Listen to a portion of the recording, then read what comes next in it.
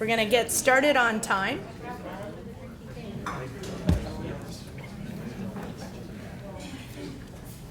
Now you know why I wanted to revise the photo thing. We don't really use photos, so I was like, yeah, whatever. We use the video. Well, it was the whole story. I was like, I'm hoping the lens is only going to include the panel, and then I can stand over here. fair enough. No? Not so lucky? Okay. Okay. Well, we can get started. So my name is Mary Jutton, and I have a company called Tracklight, and I am here with my co-founder of Evolve Law, who's in the front row, Jules Miller, and we are super excited to be here at the first event in Nashville, and we want to first of all thank Frost Brown Todd, I got it right, for hosting the event, and thank Frankie from Cicada for her, there you are, for all of her efforts in organizing this. And Evolve Law, for those of you who don't know, Jules and I started it, we came up with it over wine, right? I'm quite sure. And we share a love of Pinot Noir. This is the second time today that I've been talking about this, so that might be a trend. But we, both of us at the time were working for companies that sell to legal. And we were trying to figure out a way, instead of just complaining about the long sales cycle, that we could get companies together and increase the adoption. And we came up with the idea of demoing from the stage, and those were our first couple of events. And after sitting at Stanford, which was our second event, where we had 8 companies, and we did little founder journey stories and then demos, and not everyone kept to their time. So it was a bit excruciating even as a panelist. So we thought, okay, let's change this up. So we came up with what all of our events look like now, which is we have some companies in the room today demoing. So I'm going to ask you, we do demos before and demos afterwards. So after we finish with the panel and the Darwin talk, if you could go over and just check out the software, check out what the companies have to show you, that would be great. Our whole mission is to match lawyers, whether you're in-house or a firm, with people who've created cool technologies, figure out ways to increase adoption, and also just get the conversation started. So Evolve Law has evolved into not just events, although we do have, I believe it's a baker's dozen. We have 13 events this fall between September 13th and November 11th, and then we'll do some more in the spring. The spring events tend to be around some of the major existing events like Legal Tech and ABA Tech Show, but we're doing them all over the US. We will be doing a couple in Canada, which is my native land. So we're very excited to be here tonight. We did our first one of the fall season last week in Atlanta, and it was very well received. The first time we do an event in a city, it's generally a little bit smaller because people are like, what is this? And we hope then it kickstarts and is a little bit of a catalyst for more events like this in your city, and we're always happy to help by helping send speakers. So I am going to introduce our panel and then stop talking as much. We want it to be, rather than a panel, we want it to be a little bit more of a round table. So that means that we're going to throw out these questions, have our panelists say a few things about them, and then if you in the audience have a question for a panelist on that topic, or if you yourself want to comment, then just, old school, just put up your hand and we'll make it more of a conversation because we're a smaller group. We did this in Atlanta last week and it seemed to work well. So I'm going to introduce everybody, very short bios. To my immediate left, yes, that is my left. To my immediate left is Linda Hill, and she is with Frost Brown Todd, and she's a business and product liability attorney and a mediator. And she focuses on defending manufacturers and distributors in contract disputes and product liability, which is very interesting, one of the more interesting courses that I took in law school. And in 2013, Linda created Nashville A-List Business Women's Network, which I think is really cool. So if anybody wants to ask Linda about that afterwards, I'm sure she'd be happy to talk about it. And then next we have everyone sitting in Oh, no, almost in the order. So next we have Billy Hyatt. And Jules and I had breakfast with Billy and Frankie last year at Legal Tech. I think it was like the first day you became CEO of Cicada. Yeah. It was. My first meeting with you guys. Yeah. So Billy is the CEO of Cicada, which is a litigation software technology and services company, and there's more information back there. And Billy also came up with the idea for Evolve Law for the mastermind sessions, which we now run, which we're going to have a member unconference in January and everything. So thank you, Billy, for participating. And then next we have Scott Douglas, who's with Patterson IP, and this is TrackLight started off as IP identification software. So Scott and I actually know each other from the Licensing Executive Society, but we never met in person. Very small world. And so Patterson IP helps clients grow their businesses by protecting and enforcing trademarks, patents, and copyrights. And he also advises businesses on brand protection and online enforcement. In an age when, this is Scott's words, when the outlets for infringement are nearly infinite, which I think is pretty important. And finally, last but not least, is Roe Frazier, Frazier Law. And he's a trial attorney and does complex litigation, leveraging technology to achieve a better, faster, and more predictable result. And Roe, co-founder of Cicada, and we met Roe right around the same time that we met Billy last year in New York at Legal Tech. And this is an interesting fact. Roe is proud to be a Kentucky colonel. And you can find him at Churchill Downs on the first Saturday of every May. So we can discuss that afterwards too. So, okay. So we're going to talk about leveraging tech for legal. It's right there in 3 different places. You think I could find the title. So we want to kind of start with what is often the last question at some of these panels, which is, what do you think, and we can just sort of start and go down one way and then we'll go back the other way. What do you think, Linda, is the next big thing in legal innovation? What would be your thought? You sent me this question 3 or 4 days ago, and I thought about it. I think that's really hard to. And you can just talk to the audience. This is a bit awkward. You don't have to look at me. Well, I'll just acknowledge your comment about that question. I think that's a difficult question because when I've been practicing for 18 years, and I was one of the first in my prior firm to get started on some of the litigation discovery, e-discovery component. We've seen it blossom and explode in that context and in others. And I think to say what the next big thing will be, I think obviously there's a lot of discussion right now regarding analytics and the ability to more accurately, efficiently process research, and how will that impact the market as a whole. That's certainly one of the major discussion points.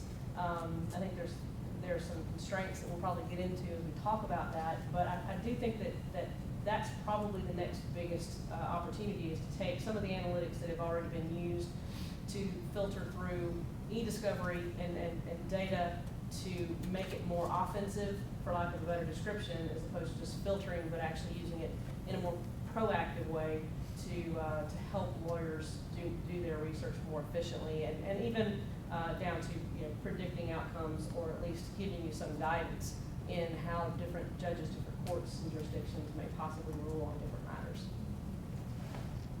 Hi, I'm the CEO of Cicada. How are you? Evolve Law at work.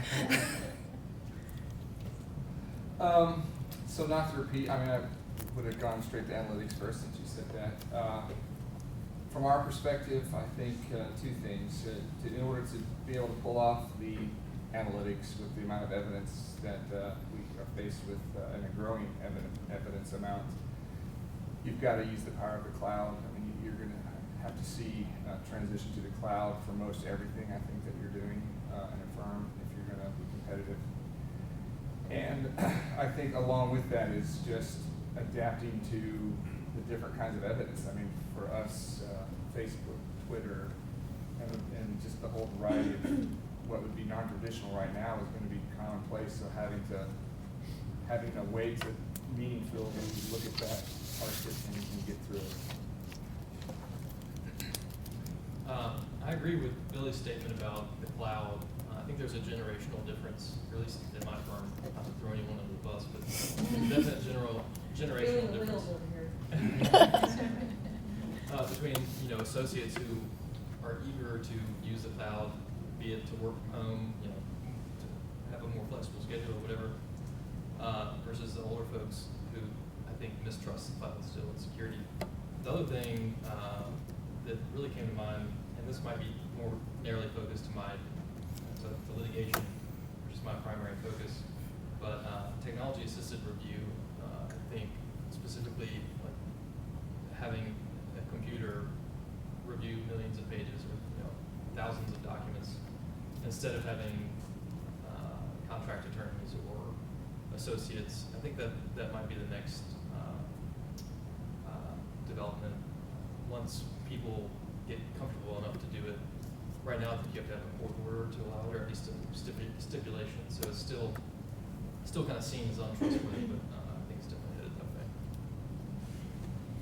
Yeah, I think it's a very exciting time. I mean, you look at TMTKO right there. It's a little, I don't mean little in a belittling way. It's a little homegrown company here in Nashville. They focus on trademarks and how to get that done a lot faster and better than you've ever seen done before. And there's a lot of these little tech companies that are popping up all over the United States to help lawyers do their jobs in a much better and faster way.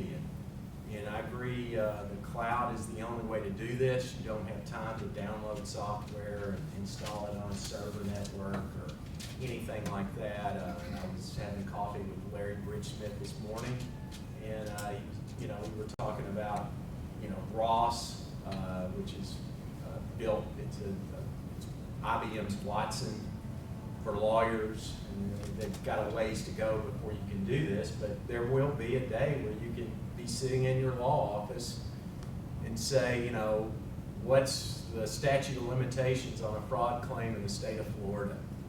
And you'll get an answer like that. And that, to me, I keep reading all these. I read an article today where the headline was, the rise of the machines in law. Well, that's just total nonsense. The machines are not going to take over in law. There always has to be a lawyer involved. It's always going to be a professional service, and especially in the litigation realm. But I would encourage everybody to embrace things that are new in technology. You do it in your personal lives, and lawyers, especially old ones like me, tend to say, okay, I'll get an Instagram account, but I don't know about this raw stuff. I'd rather just go back to the library and pull out my Shepherd citation, which is the way I used to do it. So I think that there's a lot of, mostly young people, there's a lot of innovation that's being driven by just young lawyers who see a problem and they have a technical aptitude that's way beyond what your typical lawyer has been over the decades, and they're trying to solve a problem. And it's a great time to be a lawyer. That's awesome. Does anyone else have something they want to comment? And specifically, I'd like, as we're discussing this, to talk about this whole idea that lawyers can be replaced by machines. So. I'm the perfect person to talk about that. Okay, you go first, and then Kat. Yes. Oh, sorry, Kat. I guess since I already said that. So the reason why I think I'm the right person to speak to that is because I believe it's the opposite. You have to speak loud. I think as a former staff member in small law, that actually technology can replace the need for all of the staff that you had doing all of the data entry. So while I think Roe does have a shepherd's book that he might have used, chances are he had a paralegal that was doing that for him. And the reality is, I saw a demo 2 days ago of a program that is on the market today that took a contract and highlighted every place where there was a mistake. And it's on the market today, integrating with other programs. So, and it's free for up to 10 documents and $9 a month after that for solos. So there you go. Don't pull your But hair to out. comment, Yeah. if I may comment on that, I think it can go two ways. And you can either die the way of the dinosaur, or Yes. alternatively, it gets into a lot of the discussion that's going on in Tennessee right now as it relates to your workforce and having a smart workforce and an educated workforce on the technology side. Because what I see is as technology grows, probably no one's role has evolved more than the legal assistant and the paralegal. And as a result, we dedicate more and more time to training them to become, because I can't, even if that technology exists, someone has got to double check and make sure or look at it or, there's got to be a Make the human changes. element Yes, to it. There's still a lot to do. Right, but if I have a client that's not gonna pay for that, for me to do it at my rate, and we can talk about rates and all that later, but I think what it really begs for us to do is to educate our staff so that small law firms, large law firms like ours can maximize the benefit of the technology that's out there and not have it replaced, because at the end of the day, a lawyer can't be a lawyer and be the master of the software, of all of the software that's available. Well, and I think small law then is more competitive with big law. I think So that's right. I That's think the other that's- thing. I is think if that's you're absolutely right. Replacing those, that workforce, then suddenly a solo attorney has the option to come in and do the work.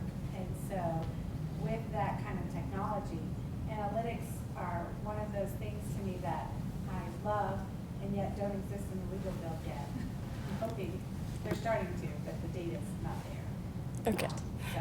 So when people are asking questions, if you can just talk as loud as you can so we can capture it. Because we get the video from this will be posted on the Evolve Law website, and we also get it transcribed. So sometimes they can't transcribe it if they can't hear you. So, Kat. So, I think an issue that arises when you're talking about embracing the cloud, embracing new software, new ways of doing things that are technology assisted, a key element always arises in what is appropriate and acceptable according to the Board of Professional Responsibility in the state of Tennessee.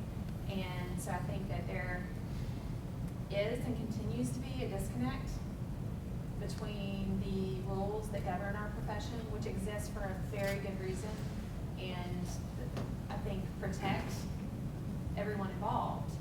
However, there's a disconnect. So you have a lot of fear on the part of attorneys who would like to embrace something but don't know if it's okay. They are guided by a group of folks who are very well-meaning but are not at all well-versed in technology. And the rules don't really at all acknowledge where we are from a technological standpoint. So I think that's a key issue that often gets overlooked when we talk about how our profession is going to evolve. Not only that, but we have a system in the United States that divides the rules between all the states. Sure. We have attorneys, I mean, I practice out of my office in Franklin, and I represent, companies in Europe. So questions always arise, like where is the jurisdiction? What rules do apply? And, for those of us, I guess, who are bold, we're gonna go forward and do really good work and help our clients. But there is a whole lot of fear. And so when you are dealing with a profession that the three words fear of change really guide so much, to add that on top of it, and I think it's a pain point that really doesn't get discussed often enough. Yeah, could you mind if I? No, and then we can go back down and people can You're jump back in on that. absolutely correct. And it happens in 100 different contexts. Who knows? We've seen like the rise of legal Zoom, for instance. When it first came out, the ABA was, like, this is the end of life as we know it. This is illegal in every state. This can't be the way it's going to happen. Well, guess what? I mean, it's gone way beyond what it was in iteration 1.0. And then, as you know, if you're doing any business over in Europe, they're light years ahead of where we are. In terms of, non-lawyer ownership of legal services delivery companies. So to me, technology gives a lawyer the chance to go into that gray area. And you're right, it's kind of scary. You know, you look at some of, you know, I've been on panels about how to do discovery in social media cases, right? When social media first started coming out, there was this like, can we look at somebody's Facebook? Well, yeah, that's probably okay since it's public. Can you befriend them if you're trying to get something out? No, that's probably not right. If you just go back to looking at, you know, what your ethical rules are, there are none at the time on social media. So I think that for the technology forward attorney who's not afraid to step into the gray area, it's the right time. The bar is always going to be behind technology because every business is. It goes on. It's going on so rapidly that, you know, you just can't keep up. Well, I think our So- profession though is guided by these ethical rules Mhm. that it makes a little different perhaps than other industries. No, And- you can look at some yeah. of these ethical rules on, can you use a cloud provider? I mean, in some states, they actually address that. And they don't even understand what that is. Well, you know. You know? They So have why no don't we idea. just let the They think- other panelists jump in who are practicing and talk about how they're using Yeah. the cloud and the cybersecurity issues. I think that would be interesting. Scott, do you use like a legal practice management system and e-discovery, and how do you address the cloud security issues? And then I think that will. Sure, yeah, well, we use Cicada for a lot of our document management and production stuff. And to be honest with you, I don't know, I mean, probably shouldn't say this on TV, but like, I don't really think about the cloud issue as being even really an ethical consideration. I mean, it's no different than having a server Mhm. that is also not secure. In fact, I think Microsoft's cloud service is probably more secure than a lot of firm servers. But I don't know. I just think of it as you can still apply the principles that have applied to the bar for 100 years. You can apply them to modern technologies. Maybe something will change one day that'll be so revolutionary that we'll have to have a whole new set of rules. At which point, hopefully I won't be around. For cybersecurity, I mean, that's definitely an issue for us, or for any firm. I think people don't think of law firms as targets for cybersecurity threats, and we've been, I know our firm has been targeted. We have access to confidential information, proprietary information, and financial information. So I think that's probably something that needs to be better addressed or more quickly addressed by a lot of folks. Well, I mean, we're cloud-based. All of our document management is, cloud-based. We have our file room has very few files in it, because everything is electronic. But I mean, in reality, we are talking about a server-based system. It's just a server somewhere else, right? I mean, it's being stored somewhere. And cybersecurity is a huge issue, and not only for us generally, but we have banking clients, we have healthcare clients who have their own regulatory requirements, and finding companies that you can vet, that you can feel confident have the redundancy and the security in place, is very important if you're going to move to a completely cloud-based system. You also have to deal with internal controls. In fact, we just received emails here recently surveying, are you using Dropbox? You're not supposed to be using Dropbox. Things of that nature, because clients like to use certain things, and there's questions about the security on those if they're not part of a corporate program where you can be sure that there are certain encryptions and security features in place. But that said, I love it. I mean, as someone who is relatively computer savvy, the ability to go home, connect to the VPN or whatever, and be able to work from home and access everything that is in my file, from the house or from wherever I have a hookup, it is remarkable. And that has made so many aspects of our practice life much, much easier. Now, it's also somewhat of a leash. You can't exactly get away from it at vacation. But that said, it's it's very nice, but I think the security component is something we will always have to be aware of and be cognizant of, but I do think it has evolved to the point where we can feel confident in the security of it as we would with the server sitting, in the basement of this building. Yeah, so Billy, as the non-lawyer, the non-practicing lawyer, what do you tell clients when they have concerns about either the cloud or cybersecurity? Can I answer that question? But I want to also bring Sure, your you can, ethics into yes, it. it's your turn. The ethic, I was in London a couple years ago, and I was speaking with an international consultant that travels and talks about the kind of stuff Ro was talking about, voice-activated research, and that to me is scary. If you're wanting to change and embrace change, but you hear kind of the far end of it, it seems too grand. And so he was talking about some of the stuff that would come out of the Sedona conference related to security and cloud, and I said, I travel the globe, and 90% of the law firms that I deal with are just trying to get the basic processes of technology down. And I said, I had someone call me, but the evidence was already electronically produced to them, and they wanted to know if we would print it out for them. And it was 25 pallets of paper if we had done so. I said, so that, when you're dealing with that, I think, and so the new rule, the ruling in California, I think we have an ethical obligation to be technically savvy. I think there's an element at a certain age at least, where we've said, hey, I am who I am, I'm not going to be technology savvy, and I'm going to go on into retirement the way that I have lived my life. But I don't think you can do that. And so that's the ethic part. Back to the security, I think what I have found as I've dealt with, I think the corporations are the banks, like the Nissans that have true IP that they just don't want to get out on the cloud.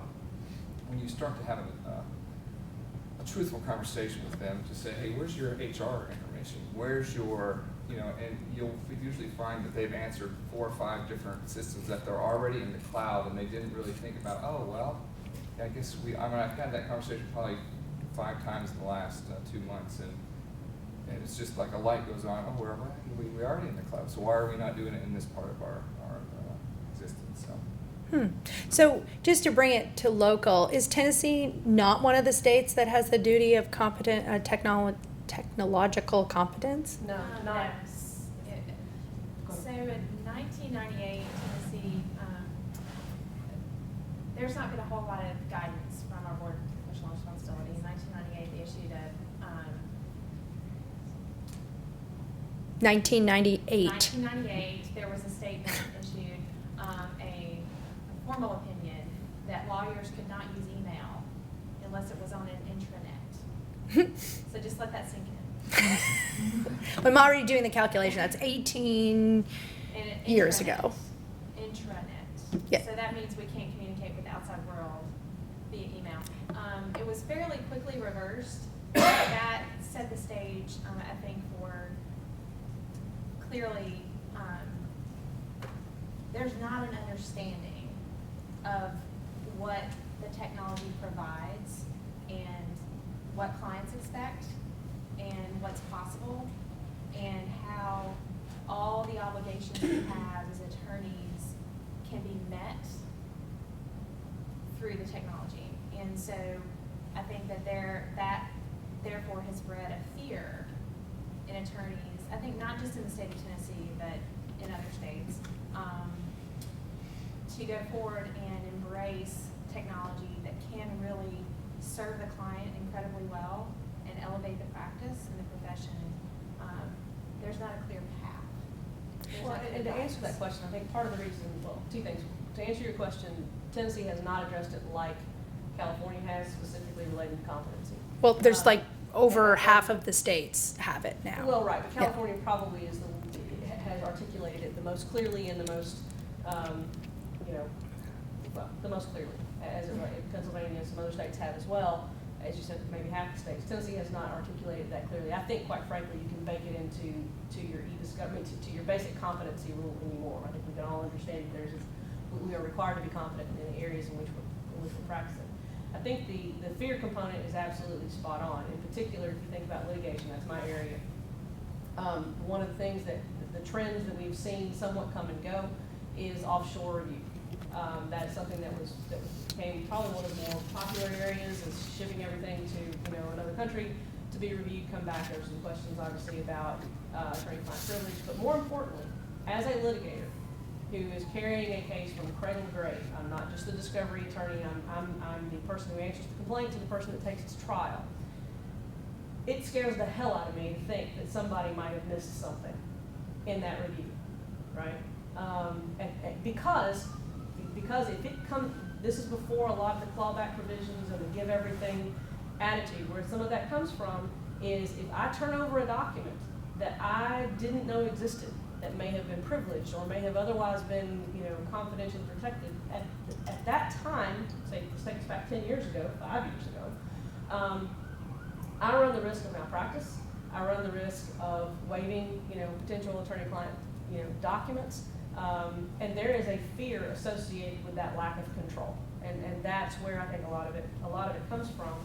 I think we have gotten much better among our lawyers of, look, you want all this, I'm going to give you all this, but the clawback provision actually has some respect on the other side and respect in the courts. Before, I think some of the courts were more, you let it go, you waive the privilege, it's gone. So I think that we're getting there. We're becoming a little more trusting. We're no longer talking about document production in terms of pages. I remember at one point having to have a conversation about how many pages would fit in a gigabyte, roughly 100,000. Back when we were comparing them to how many documents were in a box, right? We're moving away from that. The language is getting there. The judges are starting to become a little more comfortable with that. But what I think is becoming more problematic is now that we're starting to catch up with one phase, we're seeing another. Clients that have proprietary databases. How in the hell do you go in and pull all that data? The data is changing just as fast as we are trying to adapt to the concept of managing, our own data, in particular, again, in a litigation context. What we're bringing in is different. You have the social media components, you have the proprietary databases, you have all this stuff. And that continues to ring fear in the eyes and minds of lawyers, because we're not taught any of that crap in law school. None of it. Certainly not in 1995 to 8 when I was going to school. And from what I can tell, they're really not teaching a lot of it now either. It's better. But I think that's where the fear comes from. I think that's where the ethics rule is coming from. But I do think that the overarching awareness is better, and it's getting better, and we're going to have, we're able to feel a little bit more secure in not being, not having malpractice claims as a result, or, otherwise having spoliation claims as a result. So are there other practicing attorneys or non-practicing attorneys who wanted to comment on their feelings about the fear? We've heard it at a lot of our sessions that the fear is real. So if anyone else wants to chime in, we'll start with Larry. I'm not a law license, so I still practice. Just Okay. So you know. But the point of the conversation we just had, why are we not afraid that human review is, in fact, less trustworthy than machine review? Why are we not afraid of that? Well, I think statistically we've proven already that computer-assisted review is better statistically, right? But here's the thing: the fact that technology-assisted review can find more things. There still comes a point where I, as a lawyer, have to review it, right? It's not a matter of, I trust it. There are others who don't, right? Within our fields, right? But if I'm the one who's going to have to manage the transmission of the legal arguments and the legal theories, which is what I'm trained to do, I've got to have a full understanding of all of that, relevant information. And but we're a little bit control freaks, right? And there's something to be said for letting that go. It's hard. It's hard. Oh, we are autonomous in the extreme. Yeah. It is our personality. It is Absolutely. our wiring. But I think we get in a trap when we start talking in binary terms. Mhm. Is it machine review or is it human review? I think it's got to be a combination right now. If it Right. isn't, it's not working. And it's not working to the best of both. Mhm. So I'm with Ro. All this business about robots taking lawyers' jobs I'm not is worried just about nonsense. that. I'm not worried about that at all. But lawyers who don't use technology are making themselves obsolete.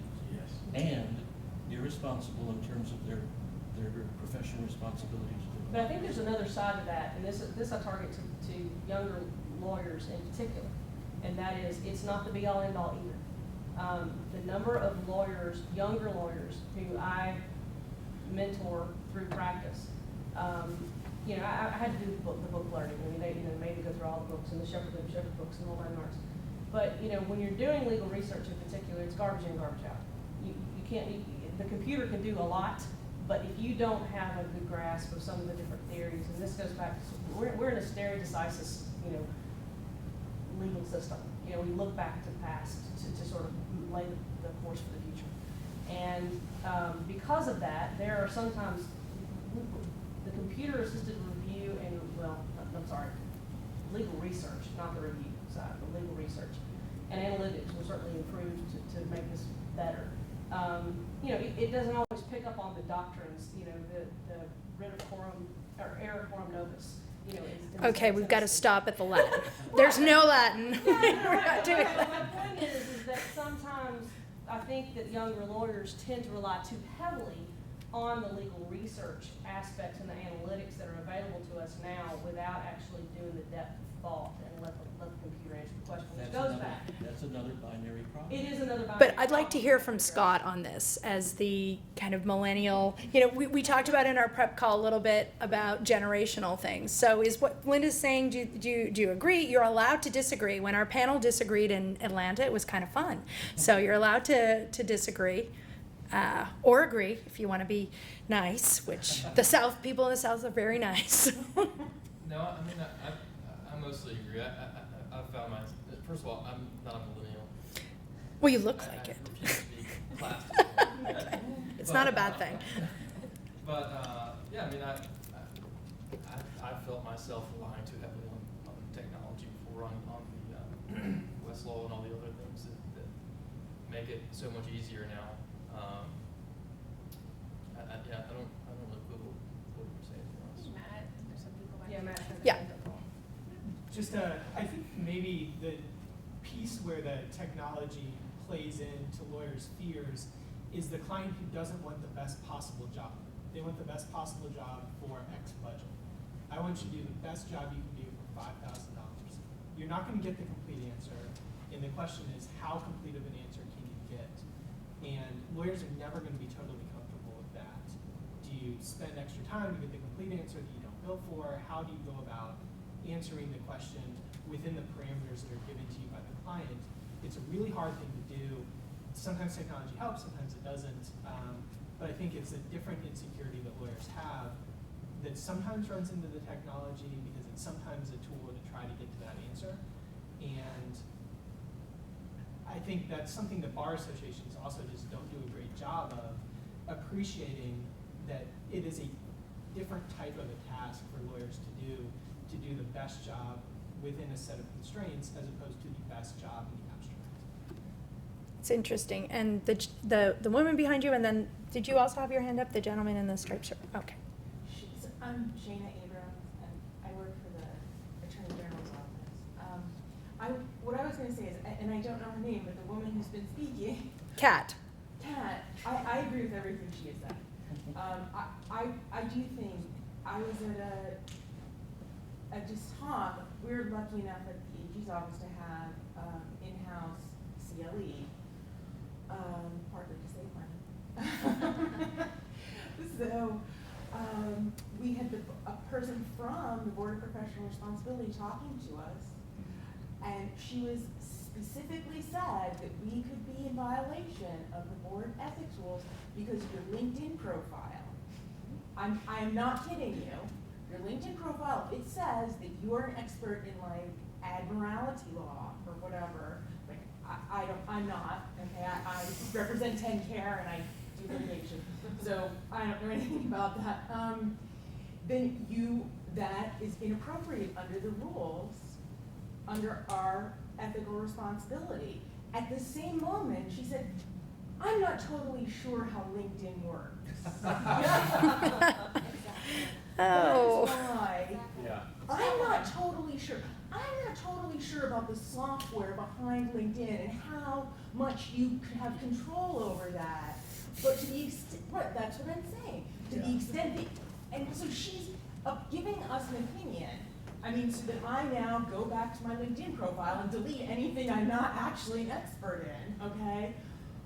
But she also doesn't know how that software works, okay, and she was clear about that, and that is what concerns me, and I think that's a very legitimate fear, because you're getting advice from potentially a group of people in terms of your ethical duty that don't know how the program works, and there was a discussion about what cloud-based, and she wasn't sure that it was gonna be ethical. There were gonna be some systems that were ethical and some systems that weren't ethical, depending on, you know, your security, and you had to know all, that's what I mean, but she clearly didn't know. That's a little frightening. Ro, do you have Okay. something to add to that, since that's a little bit of your area? Or you just looked? No, that was awesome. And that's exactly the root of the problem. It's people that should know what they're talking about, but don't know the underlying. But they're the ones I who mean, bring you know, charges. it's They're the yeah, ones. they're- Uninformed opinion. they don't even know how to spell AVO, right? They Right. don't even know what that is. Right. They don't know people can tell you on LinkedIn that you're an expert in, Joe Beard said I was an expert in aerobics.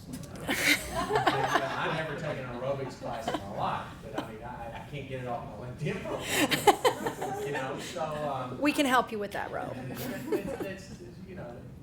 And right, and they're the ones who are making the decisions and bringing charges about your ethical duties. So I do think it's very frightening. As I always say, you just lawyer up on that one. Okay, the woman in the gray suit. I just wanted to make sure to share information. I had a similar experience. There was a CLE, and at that time, an opinion hadn't been issued regarding safety in the cloud and things like that. And there was, now 2015, granted, 2015-F-159, storing client information in the cloud. There was a formal ethics opinion that I think is worth a read if you haven't in its entirety. Because to her point, I mean, you know, we get into these ideas of reasonable security, reasonable precautions.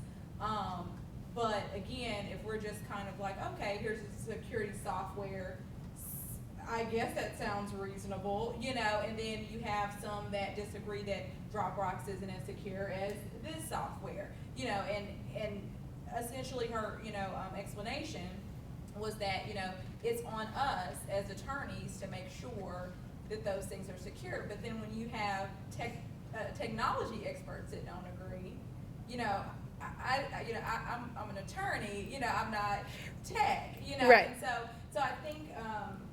I think there probably needs to be maybe more of a focus point. Maybe that's some kind of committee we can form here, at least in Tennessee, because we do seem, you know, to have a lot of gaps or a lot of kind of filling in the blank. And I am a person in a small, like I rely heavily, and I'm very open to technology, so that I can keep up, you know, the pace with some medium or larger firms. There isn't, Let me yeah, say, go ahead. The cloud, the message of the cloud is, it's so easy you can use it without having to take a training course, right? And so that's why we all love cloud. We have every little app on our phone, et cetera, et cetera. And if you really get into it, I was in London about a year ago, and I got invited, I called a friend of mine up at a barrister in London and said, you want to get a beer Thursday night? No, I'm speaking at a hotel. You can come to the thing, it's a cloud discussion, 15 CIOs of the biggest law firms in London are invited. And I said, you sure I can come? He said, yeah, no problem. And Equinix was putting it on, one of the largest cloud providers in the world. So anyway, the Equinix guy was kind of a little worried that I was there, but anyway, they got over it. I was the only non-Brit in the audience. They went around the whole table. Every CIO of every law firm said, we host our own data, we got our own data farms, et cetera, et cetera, et cetera. Why do you do that? Because we're trying to protect our clients' data. The guy said, okay, we're all under confidentiality here. Who's the client you're worried about the most? He went all the way around town and he said, we're hosting all their data on the cloud. You know, so and then when you think of like Amazon, I mean, I think a lawyer is entitled to trust a reliable source like Amazon. There's no law firm in the country that I'm aware of that hosts their own data that has penetration testing going on 24/7. You know, that you don't even know where Amazon servers are physically located. You know, I can go into most law firms dressed like a UPS guy and get a thumb drive into their computer computers anytime I want to. So it's just a matter of education, really. And once people are educated on it, then they're not scared of it anymore. And then you can proceed along the course you should go along. And I do think there's a big distinction between using cloud for your own firm data and then using cloud technology. That's like two different groups of solutions. And when you're using the cloud-based, like the whole comment about Dropbox, that's something because regular Dropbox, you can work in there. They're thumbnails. It gets open, so it's not secure. But Dropbox for Business is secure. So that has nothing to do with your servers. That's how you share data. But I'm just going to throw this out to kind of the panel and the audiences. We've all been talking about this, and nobody's mentioning what the client wants. And that's where we see in the other conversations that we have, the clients drive the use of technology, whether it's an in-house attorney who's saying, I'm not going to pay this bill because you've got somebody doing document review on an M&A transaction and you want to charge me $1 bazillion for it. We know there's technology out there, and like you said, we all have smartphones. We were talking about this earlier today. We all use apps. We all use all of this. So when I consume legal services, whether it's for my business or personally, I want e-billing. I want an e-signature. I want to be able to do all of this stuff. So over to everyone. What do you think about that? The clients leading it as opposed to the, I'm just going to ask the panel first, Larry, and then you can have a turn. I won't talk too long, but I'll give another London example because I think things are happening over in the UK that we should all take care and listen to. There's a provider over there, I won't mention them, I'm not going to give them a commercial, but they set up through technology a way to go through M&A contracts very rapidly because the banking laws in the EU are a lot stricter than they are in the States. They have to review every agreement when they're acquiring a bank or acquiring a big group of debt or assets or whatever. They have to sign, somebody has to sign off on it. And they use a technology that allows lawyers to go through a contract 100 times faster than you normally would, because it takes you from the things you're looking for immediately, and you can see if they're there or not there, and you can make a decision you're on. They took all the M&A, all the M&A contract review from the 6 largest law firms in London because of that. And they flat fee bill it, and I mean, that's, and there are lawyers doing it, so they haven't taken any lawyer jobs away. The lawyers are still reviewing it, but that's sort of, to me, it's a wake-up call, because in the private equity arena here, just in Nashville, the predominant complaint I hear from every private equity guy is, why am I spending $50,000, $100,000, $150,000 on lawyers to look at contracts and due diligence? And I always tell them, I said, well, there are firms out there that actually use technology and they're charging $20,000 for a due diligence of that size. And that's where we've got a Evolve Law, great organization, needs to take the profession. Scott, anything? Well, regarding your question about customers, clients,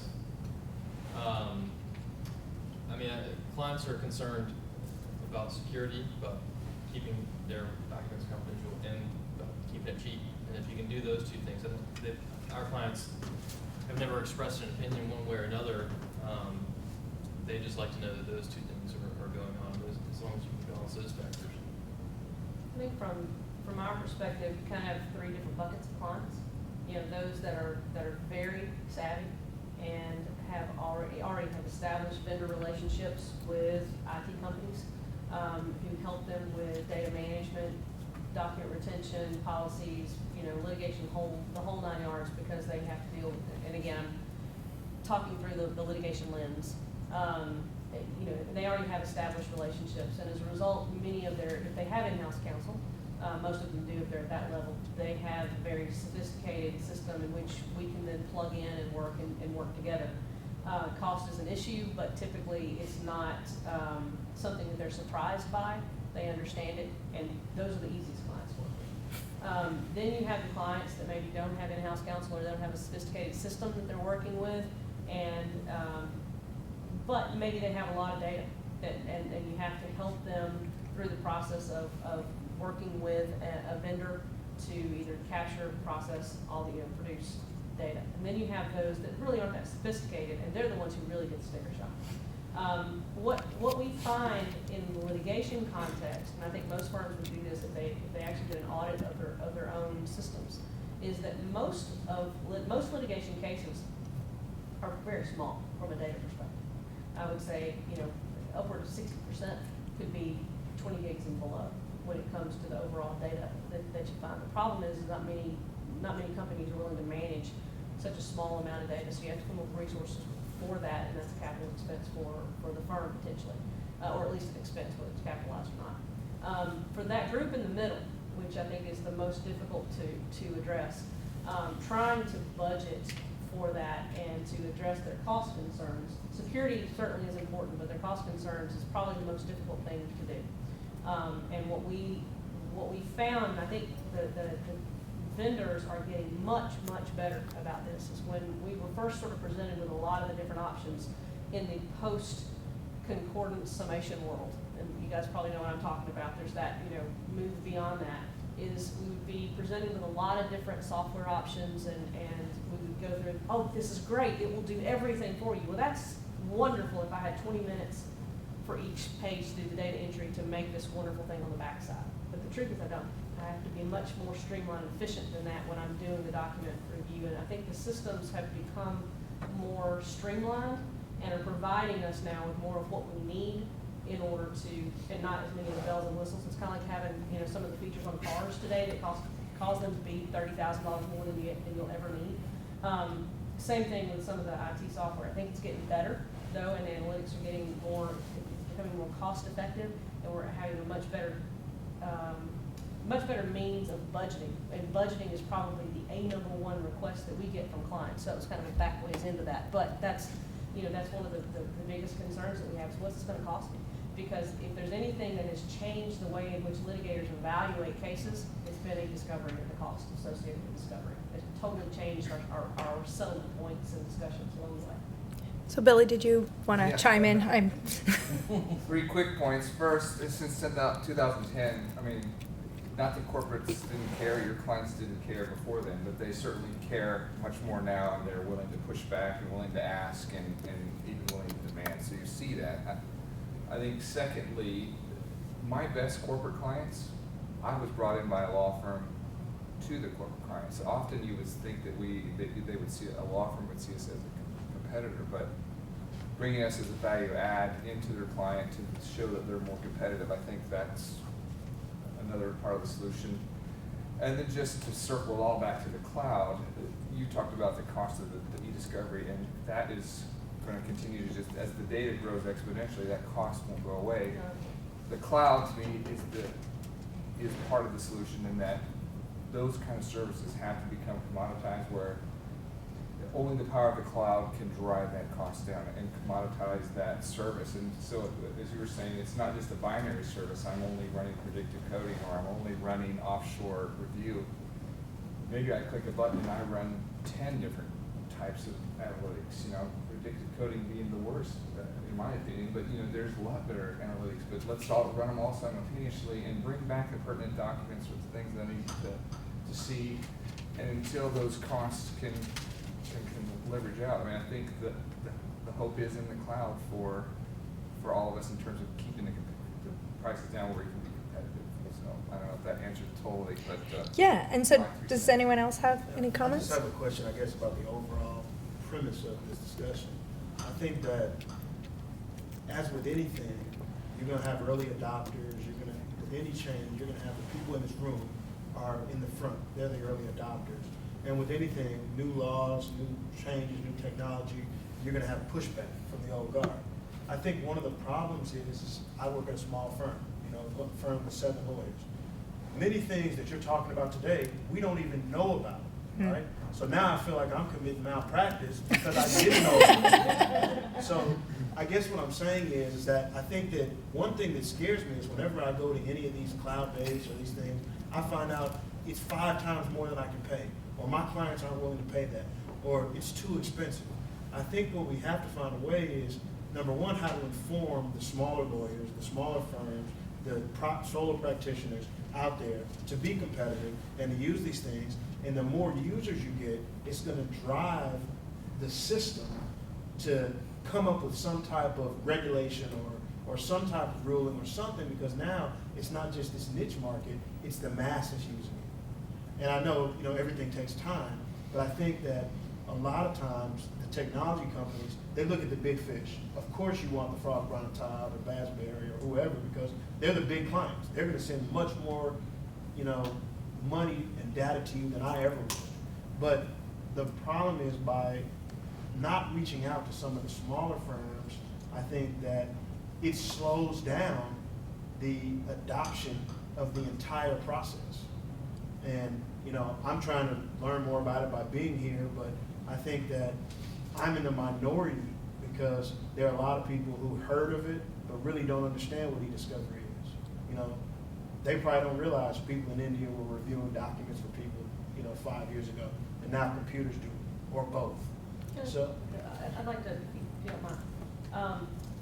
No question, I work at a big firm. I've worked with small firms. And I understand exactly where you're coming from. And I think one of the areas in which we have common ground is when I was talking about the fact that we have 60% of our litigation cases, the data is really fairly a small bucket. And it's hard to find, vendor relationships, to be honest, who want to mess with that little bit of data. But a lot of the colleagues that I've worked with on, the plaintiff's bar in particular, typically are smaller shops, have discovered that there certainly are vehicles and cloud-based sources that can be secure, but save them so much money. We've got one who has I think it's Google Drive, but it's sort of a business platform that they use. And, it's been great for them. We collaborate on matters and can send me file material. It's one way we can exchange. But I agree with you wholeheartedly that even within our firm, a large firm like we have plenty of Luddites. We have plenty of people that they're not going to turn on their computer, they barely go get their own coffee. Okay, so as a result, there's an educational process that has to go on even within our firm. I would say we probably have 20 people within our 600 lawyer firm, and I'm not telling the secret sauce, I think a lot of firms will say this, who really get it. I mean, really, really, truly understand every aspect of it as practicing lawyers. Now we have, other IT people and practice, project managers that get it. But for the most part, unless you're using it every day, it's something that it's not usually cost effective for you, and it's usually not. But I do think that that's one area where the bar, in particular, should be helping, and I think this is a comment that either you or you made back there, getting the bar to help, because I think that's one of the areas where a bar has strength, is with trying to tie together and educate the smaller practitioners who don't have the resources, along the way. And I think that's something that maybe we, as members of larger firms and members of, of companies who are in the IT market, should be trying to bridge that gap as well and help, because the more savvy you are, I'm assuming if you were a plaintiff's lawyer, the more savvy you are when we have a case together, it makes both of our lives better, right? So I'm just going to jump in. Andre, you're exactly right. No, apparently I'm not. At Cicada, we kind of look at ourselves as the Spotify for e-discovery. So you don't pay those crazy seat per license fees or any of that kind of stuff. You get all the music you want every month for a flat fee, and you use the software to your enjoyment. I mean, that's where So companies like Trademark TKO and Juristat and are all headed. Okay, so headed. well, TrackLight's like TrackLight's more lead generation, but the whole thing is that's why we're here. That's why we're going to encourage you to have a legal innovation group within. I know you have, there's legal hackers. You work closely with Atlanta, with having gone down to their legal hackers. We had an event in Denver and in Vancouver and a couple of other places where it was like this. You have some big law firm folks on a panel, and then you have small smaller firms saying like, where do I get this information? Well, first thing is you can go to our website. It's evolvelawnow.com. We have what's called our legal tech toolkit, and in there are all of our members, and those are most of our members. I would say over half, Jules, sell to small law. Jules just came back from the Clio conference, and Clio is one of our members. There's lots of different choices with legal practice management systems. You know, you have the Firm Central, we have Abacus, that's also now in the cloud. But Clio integrates with 50 different providers. TrackLight is one of them. The idea is that these are all cloud-based, either subscription-based or very affordable. Their market is small law. So there are all these companies who, with TrackLight, we sell to small law firms. And so if you're a business lawyer, an IP lawyer, you can use it, but we also sell to big firms. And it doesn't really matter with most of our technologies are scalable, and that's what we're trying to do. Some of our members only sell to small law, and we have quite a bit around not the litigation side. We have that too, but e-discovery is kind of a market where there's a lot of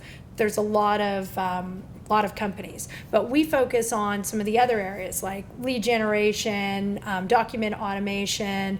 eBrevia is one of our members where they do the whole M&A. They were one of our original members. So there's tons of information on there. It's a legal tech toolkit. We encourage you to come up with a legal innovation group here where you get together. We're doing an event in Atlanta that came out of the other event, which you're welcome to do the same thing here. We call it Bridging the Gap.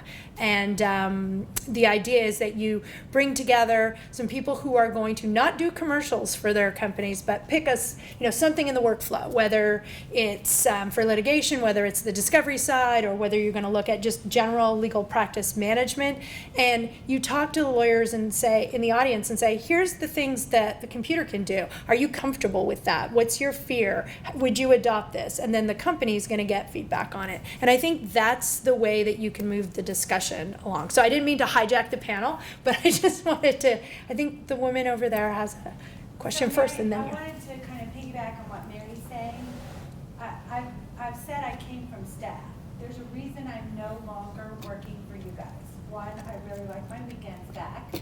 I have work-life balance, and if you have that in this room, I would be shocked. It's probably Mary and Jules only.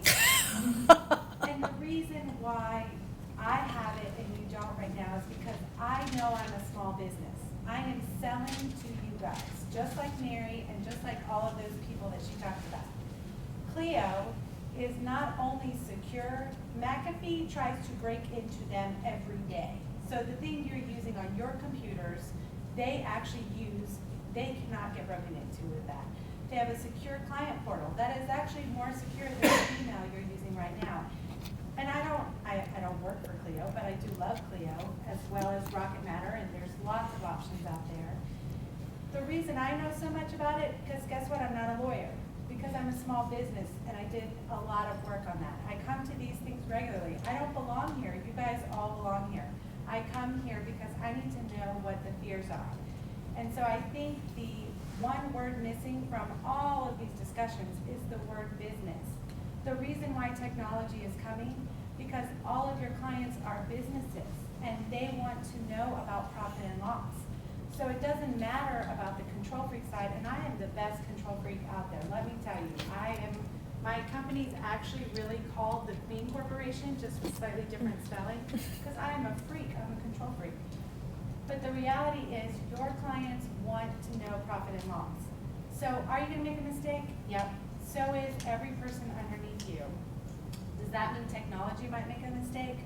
Possibly, but we know, I can guarantee you that technology has never forgot to mail a notice of lien that cost a $40,000 malpractice claim.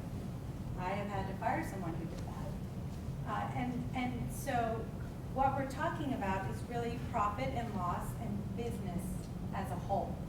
So the competence you have to have in technology is an ethical obligation, but it's also a profit and loss discussion about your business. And a small business has probably more incentive than a large law firm. As a small law firm, you you can actually create a competitive edge if you are thinking like a small business. And I will say that I worked for not a large law firm. I worked for a guy that makes a lot of money and puts a lot of ads out on TV. And I don't think I have to say that name out loud. And it was shocking to me to go into that firm because I was raised in small law, and you did not make a mistake. That was not allowed. Human error was not allowed in every place I worked. And I made a mistake. I was not trained in what I needed to know. And I made the mistake. It was all me, $1,000. That would have got me fired from any other place. And the person in charge said, oh, that was a mistake. We planned for that. Because they didn't spend so much money on so many controls that if they actually spent more than the $1,000 they paid the one time the mistake was made. That is business. So I think that I want to bring the idea back around in this room to remember that we're not just law firms, but we're actually all small businesses. And if you approach it from that aspect, you're going to do the research on who's out there and how much there is. And you're not going to be asking the large law firms because they can have someone build something that is just for them. And that's going to make sense for them. But there is an option for you as well. And I think it's all about that.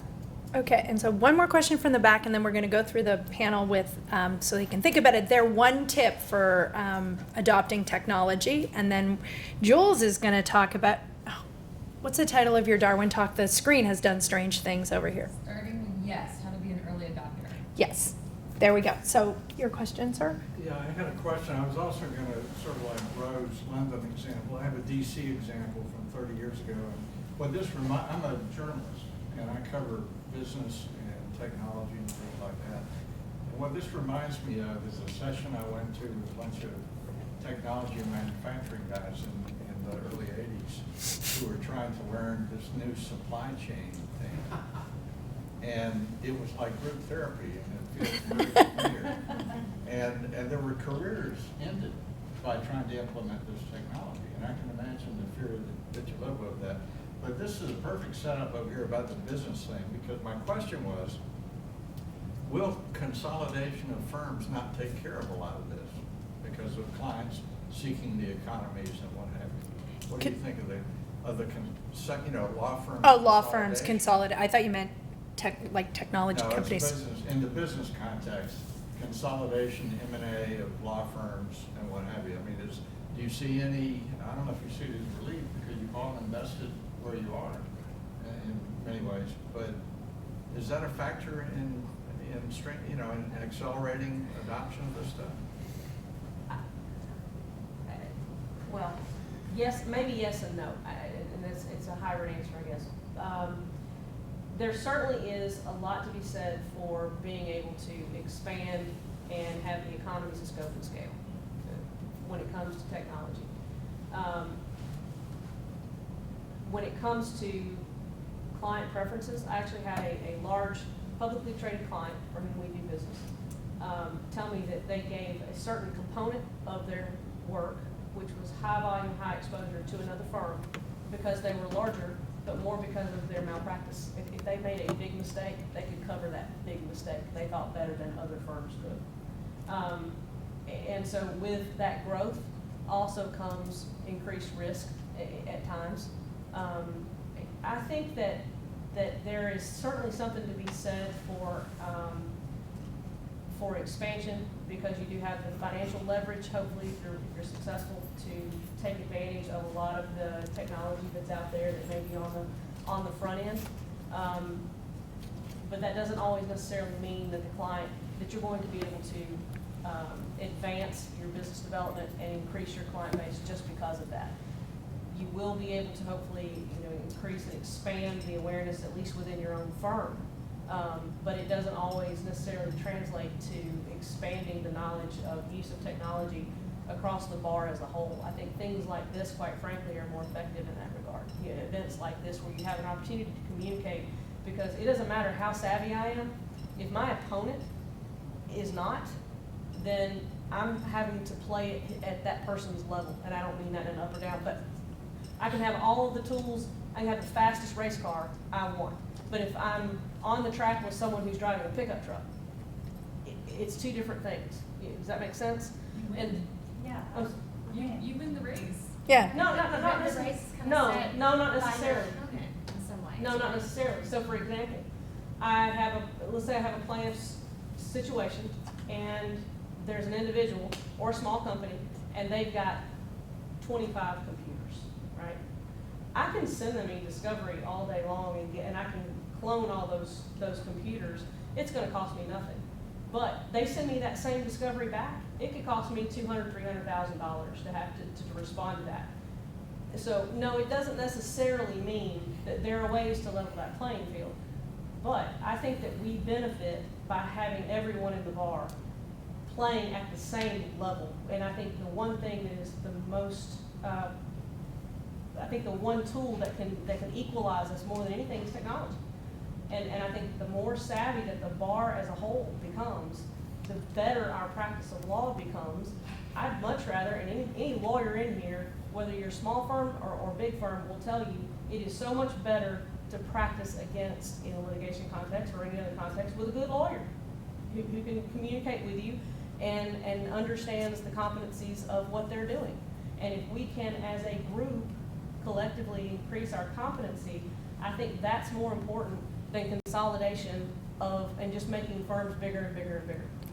So just to your question, we had a panel around sort of the death of big law, and one of our newest members of Evolve Law is Denton's, which is like the Pac-Man of law firms. So they've swallowed up all kinds of firms and they've become the world's largest law firm. But they've also created something called Next Law Labs, which even though they're the world's largest law firm, they only still have 1% of the total market share. So they recognize that they need to go out and develop technology, and it's an autonomous entity, and they are funding technology companies that will not only sell and be used by Denton's, but that is not an exclusive arrangement, and they will sell to other law firms. And I do think some of our members presented on this, the death of big law. I think there will be kind of this consolidation of some of the bigger firms. It's the Elon Musk of the legal world.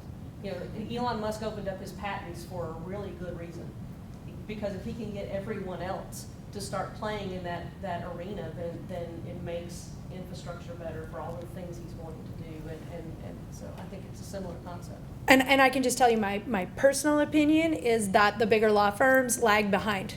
There's too many people, there's too many decision makers, and that small law, as was mentioned over here, small law can have the leg up, because technology is infinite. And you can do so much with it, and not saying that it will replace the lawyers, but it allows you to level the playing field. And I know we have some more questions, but we can talk about it amongst ourselves after Jules' talk. But just really quickly, just one quick tip, starting with Ro, going down, tip on what you can do to find more innovation in your practice. Or not, or skip, or pass, like law school. No, I just think you need to not be afraid of technology. And if you embrace it and test it, it's just like any other app on your phone. If you like Snapchat, you use Snapchat. If you don't, you still use text. It's whatever, you've got to be willing to try it. And I agree with you, Mary. The innovation that has occurred in the last 20 years in our legal technology realm, and I've been in it for more than 20 years, before e-discovery was called e-discovery, has not come from big law. It's come from small law. It's come from litigators that are trying to win big, faster, and better against big law. And I remember the days when I was in cases against General Motors, and I found out they had computer data, and they were wanting to give it to me in paper. And I went and met some young guy and said, what if we get this stuff called computer data? What can we do with it? Well, we'll be able to search it. And I went to the court and I said, Your Honor, I want this in the same format they have it in. The court agreed with me. And that's the kind of, to me, as being a lawyer, you're a young lawyer, the world is your oyster if you leverage technology. And it does. There's only, as one judge always said, there's only one lawyer that can talk at a time in a courtroom. And so if you have superior technology to the other side and you beat them with it, and this is a true life story for me, back in the late 90s, they'll actually start using your technology. And that's where the innovation and the change comes, in my opinion. Cool. We seem to be stuck in 1998 and 99 tonight. Scott? It's a good Prince song. It's a good Prince song. It is a great Prince song. This is, for myself personally, I have to remind myself not to get complacent. Because I get one new thing and then I try to rely on it exclusively or for too long, and I just need to keeping an open mind to things. Billy? I'll do two, but they're quick. Okay. We had to work non-compete out for several years in between different companies, and so during that time period, went and looked at other industries, and we can get so ingrained in what we're doing, going and looking at some other verticals and saying, oh my God, if that was in law, we would just be killing it. So don't be afraid to step outside of our vertical and look at other things. And then I think I'm lucky in my office, and maybe most of you are, to probably have 4 different generations. It never hurts to go to those other generations and say, what app are you using? What are you guys? I mean, because I can look out here and see 2 or 3 folks and know that they've each helped me, even though I'm a technology guy. I'm nowhere near a technology guy as the younger generations are, so just let them teach you. I think as someone who's kind of in the middle of the technological boom, I'm certainly not the most savvy, and I'm not the worst either. I think that you have to work on being, like in my case, bridging the gap between those two, which goes back to learn from the young folks, but also don't treat the older folks like they're idiots, and understand how you can help bridge that gap and teach them to use it to a point where they feel, we're great at issue spotting, so how do you spot the issues and then call in the people that really do know? And I think that's something that's really important to the overall evolution of the practice. Great. Well, I want to thank the panel, and Jules has, thank you, panel, thank you, audience. Jules has parting gift t-shirts for you, which we'll get to you right after she does her Darwin talk. So Jules Miller is my co-founder and fellow Pinot Noir lover, and I'm going to let her just take it away, and then there'll be a little bit more networking, and people have to go look at the demos afterwards. Okay, so bear with me for like 7-8 more minutes, and if you can actually like turn around to the screen, because I have a lot of fun GIFs and everything in my presentation. So we like to do what we call a Darwin talk at the end of these sessions if you haven't been here before. And this is meant to be fun, high energy, and just to make you think a little bit differently. So today the title of this Darwin talk is Starting with Yes, How Lawyers Can Become Early Adopters of Technology. And if you're a lawyer in the room, this might already make you feel uncomfortable, right? Because you're like, well, I like saying no. The reason that makes you uncomfortable is because you are wired to say no. There's a lot of really great data showing that lawyers are natural skeptics. So there's a particular study that's really interesting. Google it if you can find it, by a guy named Larry Richard. It's called Herding Cats, the Lawyer Personality Revealed. And it has some awesome data, including that lawyers are naturally super skeptical. So if you get into this profession, you're probably self-selecting because you're really, really skeptical. You're in the 90th percentile on skepticism, which actually serves your clients really, really well. So that's great. This is the highest of every profession, by the way. Lawyers are on skepticism. Because you're skeptics, you're probably saying no to things on a regular basis. So this is just how your brain is wired. It's not like this, just, it's okay, we accept you. The other thing that's really interesting is that on the flip side of it, lawyers tend to be very low in resilience. So resilience being the ability to bounce back from things, to move on, to not obsess about something that already happened in the past, just to like move on. Entrepreneurs tend to have really high resilience and keep moving on. Lawyers, again, have the lowest resilience of all the professions that were studied here, in the 30th percentile, but 90% of all lawyers have a low resilience or under the 50th percentile. So lots and lots of resilience issues. And then so what that means in terms of technology adoption is that if you try something once, you actually do say yes to something, you try a new technology tool, and for whatever reason it doesn't work, you don't like it, you never try it again, ever. And then not only that, you never try something else similar again because you had such a bad experience 20 years ago with something that didn't work. It's probably better by now. This reinforces your inclination to say no even more, which isn't great for being an early adopter of technology. So there's a lot of gifts. I like gifts. But it gets even worse because even though you're naturally saying no, that's how you were born, or that's your personality, you then have been trained to say no. So at law school, you get further training on how to say no. So you do a lot of like issue spotting, like you were just saying, and you're trained even more to say no and identifying potential problems, which again, really great for practicing the law, but not so great for adoption of legal tech.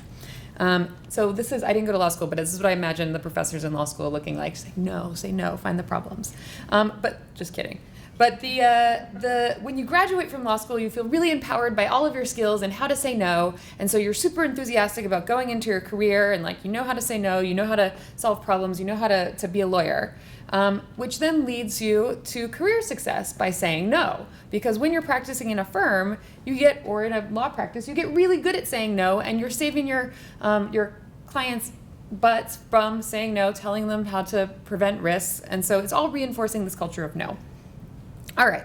So then what happens when you see new technology? So this is a nice little word cloud of technology, mostly discovery, but this is some of the legal tech stuff out there. So what does your brain naturally say when you see this stuff? It says no. Why would I want to do that? So I would encourage you, and just kind of to think about something a little bit differently, resist the urge to say no. Just first acknowledge that you're doing it, especially when you see something in the technology space, and resist the urge to say no. One of the first responses you might say when you see a new technology product and you want to say no, but you're like, all right, let me think about this, is that, well, I haven't really used this in the past. It's going to take a long time to get to know. I don't have the time for that. I just went to Clio Cloud, which was Gary Vaynerchuk, which is interesting personality, really interesting presentation you can talk to us about later. But one of the first things he said was, which I thought was a great analogy, was like, you didn't grow up driving. You didn't know how to drive a car when you were a kid, but you learned. It was hard. It's complicated. You have to learn the rules. You have to figure out how to turn and how to use all the signals and maybe even a stick shift. And then you figured it out. You're smart people. So does anyone in here regret learning how to drive? No? Okay, right. It makes your life better, but it was worth the investment and probably took a little bit of time. But it was worth it. And so if you think about technology like that, it kind of gets you in the right headspace. So the other thing that Gary said that I fully believe is that in the next 5 to 10 years, the legal industry, like every single other industry, will be divided into winners and losers by technology. It will be disrupted, if you want to use that word, although we hate that word at Evolve Law. It will be evolved into something that if you're winning, you're going to be using technology, you're going to be using efficient processes, otherwise you're going to be left behind. He gave the example of Uber, which he was an early investor in, and that when he first invested at the early stage, interviewed a bunch of taxi drivers, and they said, no, we would never use that. And 10 years later, they were out of business and they were complaining. But you don't feel bad for those people. They didn't actually get with the program. The people who got with the program are now doing well and making money driving for Uber, but the people who didn't get with it are no longer in that space and they're struggling. There's no in between. It's going to divide into winners or losers. It's going to be hard. It's not easy. Technology isn't a solution to everything. It's not going to be smooth. It's not a magic wand, but you have to get in there and try.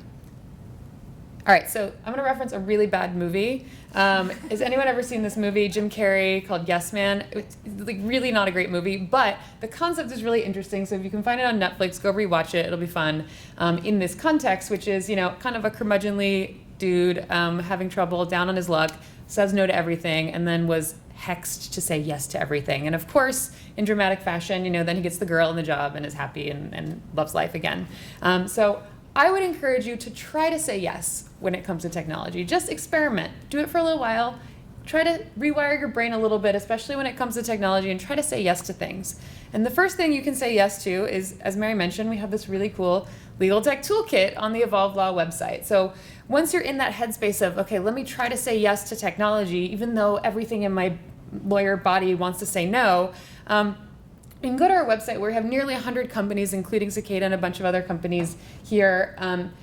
We have a little blurb about them, how to use them, why you should use them. It's for big law, small law, solo practitioners. There's just a bunch of stuff there, and you can filter it by the category. And then so you go, maybe you click on Tracklight, which is Mary's company. Yeah. And you're like, all right, this is kind of cool. It's an IP assessment tool. You're, finding risks for your customers. Should I use that? Just say yes. Just try it. Mary will give it to you, for free, for a good price, just to try it. And you can tell your client, your customer, that it's, you're testing it out and you want their feedback. Just say yes. Say yes. So then maybe you're a litigator and you want to kind of try out FactBox. You click on this in our toolkit. FactBox is one of our companies that is specifically designed for litigators, and it organizes all your facts and notes into a cool, really easy to use thing. Also very low cost, also targeted to the small and mid-sized law firm market. So you're looking at that. Should I do that? Yes. The answer is yes.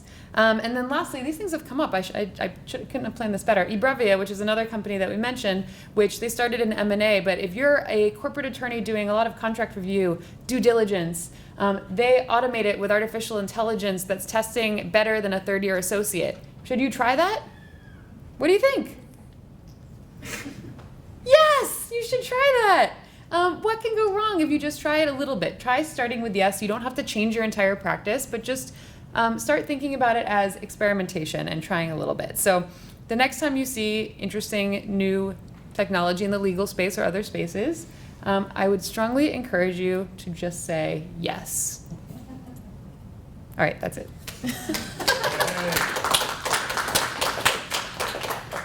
Now wine and drinks for everyone. And Thank you all for coming. Thank you for and coming. Thank you again to Frost, Brown, Todd, and Cicada. Okay. Use legal tech. Say yes. It's like the opposite of say no to drugs.